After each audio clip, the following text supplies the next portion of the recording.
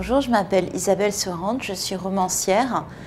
Mon dernier roman qui est sorti pour cette rentrée s'appelle La femme et l'oiseau et c'est l'histoire d'un malgré nous, Thomas, qui a survécu à la Deuxième Guerre mondiale sur le front russe, dans l'horreur du front russe, en s'identifiant avec un faucon, qui est son animal, on pourrait dire totémique.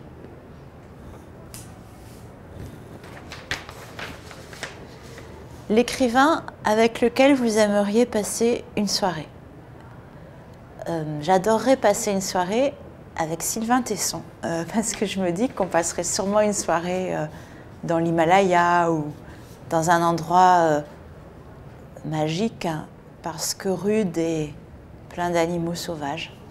Donc voilà. Le chef-d'œuvre officiel qui vous tombe des mains.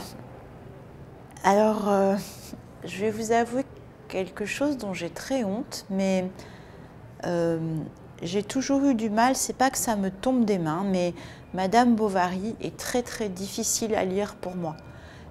Quand j'étais beaucoup plus jeune, c'était au programme de la classe de 4e, et j'avais cru que j'avais du mal parce que c'était obligatoire.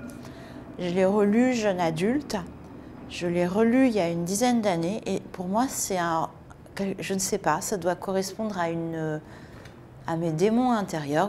Il y a quelque chose qui me fait mal dans ce livre, où ça agit trop, je suis trop empathique avec le personnage.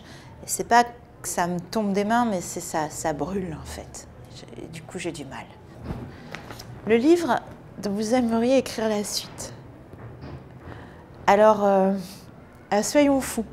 Il y a quelque chose qui m'a toujours fascinée dans 100 ans de solitude, c'est à la fin, quand il est en train de voir l'histoire de sa propre famille au moment où il la vit sur le parchemin, juste avant la phrase, parce que aux familles qui ont connu 100 ans de solitude, il n'est pas accordé d'autre chance.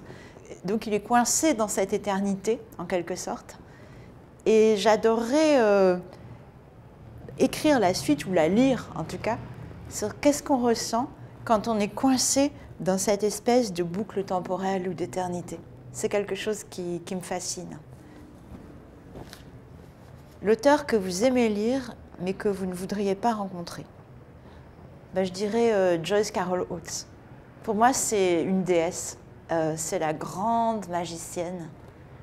Et j'aurais peur, si je la rencontrais,